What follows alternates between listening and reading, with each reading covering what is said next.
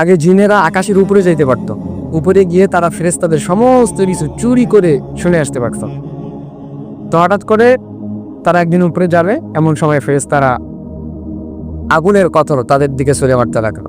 তো তারা সকলে মিলে বৈঠক করলো দেহের মধ্যে, যে আমরা আগে সব কিছু শুনে আসতে পারতাম চুরি করে, এখন আমরা শুনতে পারি না কেন?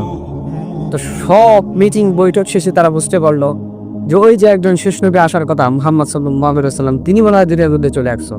তো তারা বললো যে ঠিক আছে, খুঁজতে শুরু কর যে এই লোকটা কোথায়, এই নদী কোথায়।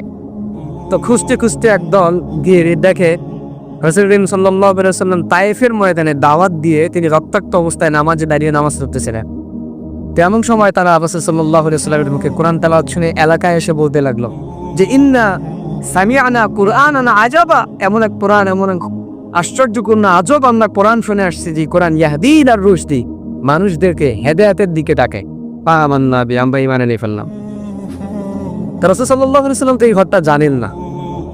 আল্লাহ পাক রব্বুল আলামিন জিবরাইলের মারফতে রাসূল সাল্লাল্লাহু আলাইহি ওয়াসাল্লামকে জানাইলেন, হে নবী, আপনি তায়েফের ময়দানে মানুষ জাতিকে দিনের দাওয়াত দিতে আসছিলেন, কিন্তু মানুষ যদি আপনার দাওয়াত গ্রহণ করেন নাই, আপনি দুঃখ প্রকাশ করবেন না। হে নবী, আপনি দুঃখিত হবেন না। আপনি মনে রাখেন, দুনিয়ার মধ্যে আমি দুইটা জাতি প্রেরণ করছি, মানুষ জাতি, জিন জাতি। আমি মানুষ জাতি আপনার কথা না শুনলেও আপনার এই তেলাওয়াত শুনে, আপনার এই দিনের দাওয়াত দেখে জিন জাতিরা ইসলাম ধর্ম গ্রহণ করছে। সুবহানাল্লাহ। তো এখানেও রাসূল সাল্লাল্লাহু আলাইহি ওয়াসাল্লামকে খুশি করলেন কে? আল্লাহ।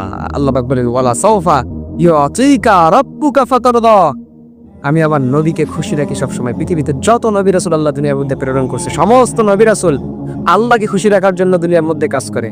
আর একজন আল্লাহ নিজে স্বয়ং তার রাসূলকে খুশি রাখার জন্য তিনি দুনিয়ার মধ্যে, তিনি হচ্ছে তার রাসূলকে খুশি রাখার জন্য তিনি সবসময় কাজ করেন।